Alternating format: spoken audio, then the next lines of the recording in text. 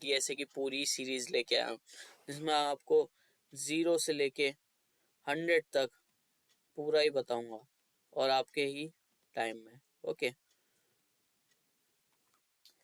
तो एक्चुअली हम किसी भी जॉब, कहीं पर भी जॉब करने जाते हैं तो वहाँ पर ना लॉजिक बिल्डिंग हर जगह पे देखी जाती है। वहाँ पे देखी जाती है कि आपको लॉजिक बिल्ड करना आता है या नहीं आता, तभी आपको कंपनी सिलेक्ट करती है। कुछ भी करने जाओगे ना, आपको लॉजिक बनाना जरूर आना चाहिए।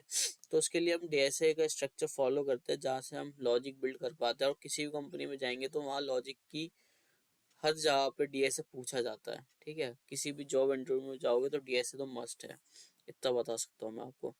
तो बिना किसी बकवास के साथ हम डीएसए की सीरीज में आपको बता देता हूँ, हम C++ में करेंगे।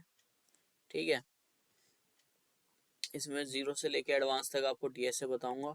मैं पास्ट 2 ईयर्स से जॉब कर रहा हूँ और एक अच्छी रेपुटेटेड कंपनी में, और मेरे को डीएसए की जो मैंने कर रखा था, आज लॉजिक बिल्डिंग हर जगह पे काम आता है। ठीक है, तो ये चीज़ आप समझ लीजिए। मैं आपको डीएसए पूरा ही सिखाऊंगा C++ में, जो कि बस बेस्ट लैंग्वेज है सी, अगर आपको डीएसए करना है तो। ठीक है, बिना किसी बकवास के स्टार्ट करते हैं।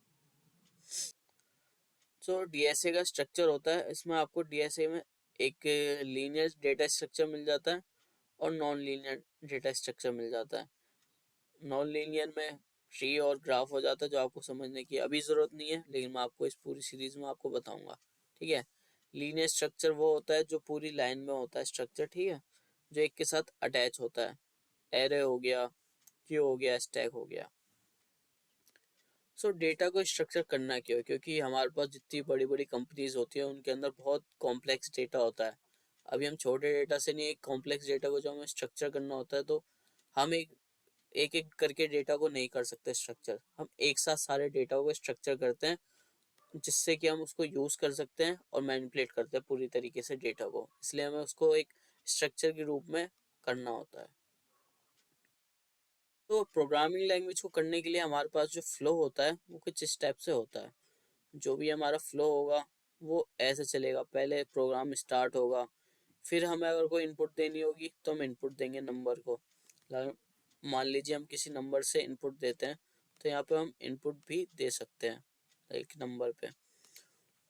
फिर उसके बाद हमारे पास कंडीशन लग जाती है, या तो कंडीशन फॉल्स होगी, ठीक है, या फिर कंडीशन ट्रू होगी। अगर हमारी कंडीशन फॉल्स होती है तो हमारे पास ये प्रिंट हो जाएगा, अगर हमारी कंडीशन ट्रू होती है तो ये प्रिंट हो जाएगा। और जैसे ही ये दोनों में से कुछ भी होता है तो हमारा एंड हो जाता है प्रोग्राम। ठीक है, फिर उसके बाद कुछ वर्क नहीं करता, ये होता है एंड हो जाता है, मतलब प्रोग्राम आपके जो भी चलता है। ठीक है, अब इसके पीछे लॉजिक जो लगा है वो समझने की जरूरत नहीं है। मेन आपका फ्लो कैसा होता है प्रोग्रामिंग का वो बताया मैंने आपको। ठीक है, स्टार्ट होगा, वेरिएबल बनेगा, उसमें इनपुट करा रहे वेरिएबल में कुछ भी, वो इनपुट हो जाएगा। इनपुट लेने के बाद अगर आपका नंबर 2 से मॉड्यूलो इज इक्वल टू 0 है, अगर ये कंडीशन आपकी ट्रू या फॉल्स होती है, फॉल्स होगी तो ऑड हो जाएगा, इवन होगी तो ये वाला प्रिंट हो जाएगा। और दोनों कंडीशन रन करने के बाद यहाँ पे एंड हो जाता है आपका प्रोग्राम, और यहीं से कुछ भी नहीं होगा, बिल्कुल एंड हो चुका है। ये होता है आपका फ्लो चार्ट। अब मैं आपको कंपोनेंट्स के बारे में बताता हूँ, क्योंकि जब आप फ्लो चार्ट समझ जाओगे ना, आपके लिए प्रोग्रामिंग करना बहुत ही ज़्यादा इजी हो जाएगा। क्योंकि मैंने भी ऐसे ही सीखा था, आपको भी मैं ऐसे ही सिखा रहा हूँ ताकि आपके लिए भी बहुत ज़्यादा इजी हो जाए। ये सिंबल स्टार्ट और एंड का होता है, ठीक है, ये वाला सर्कल वाला। और जो भी हम इसको स्टार्ट करेंगे तो ये वाला बनाएंगे, एंड करेंगे तो ये वाला बना देंगे। एरोज प्रोसेस को शो करती हैं, जो कि कनेक्टर शो करता है। अगर फॉल्स है तो ये वाली स्टेटमेंट हो जाएगी, और ट्रू है तो ये वाली स्टेटमेंट रन होगी। ठीक है, अगर हमें प्रोग्रामिंग लैंग्वेज में किसी भी वेरिएबल को आउटपुट करना होता है, कुछ भी आउटपुट करना होता है, या फिर इनपुट करना होता है किसी वेरिएबल में, तो ये वाला बॉक्स यूज होता है।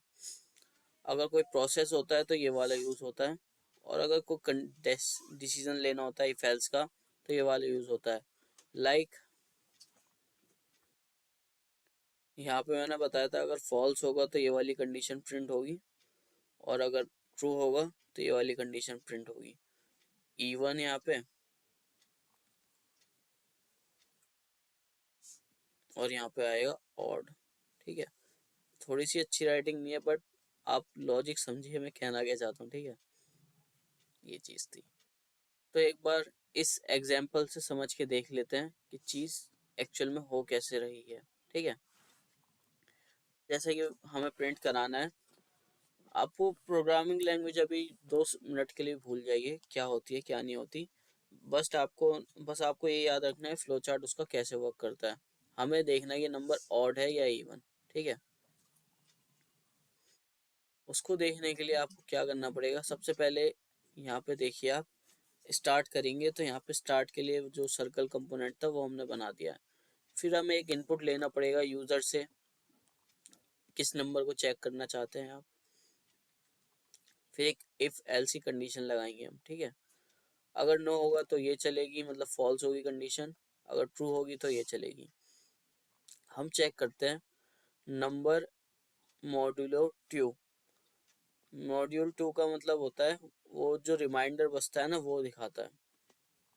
अगर वो प्रॉपर जीरो पहुंच जाता है, अगर यहाँ पे 10 होगा और कंडीशन फिर यहाँ पर हो जाएगी यस, तो यहाँ पे इवन नंबर आ जाएगा, 10 एक इवन नंबर है। अगर यहाँ पे 11 होगा तो यहाँ पे आ जाएगा डिस्प्ले ऑड नंबर, और दोनों ही प्रोसेस में एंड हो जाएगी, ठीक है। ये चीज़ थी। एक एग्जाम तो एक एग्जाम्पल के थ्रू हम इसको ट्राई करके देखते हैं। आपका प्रोग्राम स्टार्ट हो गया। इनपुट नंबर में हमने दे दिया 24 दे दिया, ओके। और यहाँ पे कंडीशन चेक करेगा if number modulo 2 double is equal to 0। अगर इसका मॉड्यूलो करेंगे हम 2 के साथ,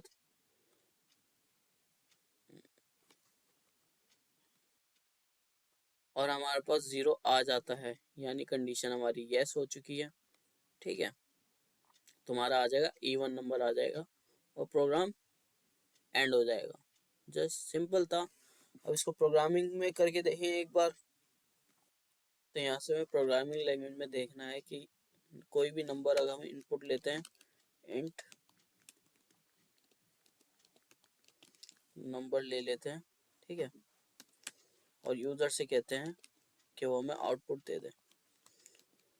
आप कुछ मत देखना, बस इसको डाल देना एंटर था। जैसा मैं कर रहा हूँ आप भी वैसे करिए।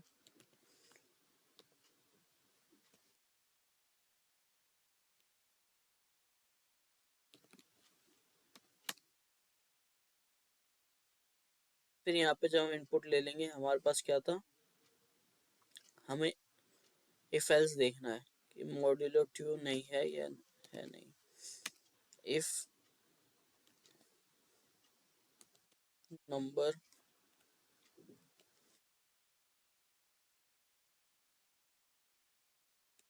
Modulo two is equal to 0, अगर ये हमारी कंडीशन ट्रू है तो क्या आएगा, सी आउट कर देंगे हम।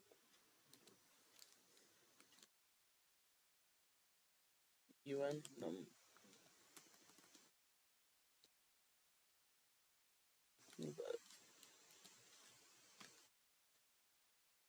और ऐसा नहीं है तो एल्स में चले जाएगा वो, सी आउट।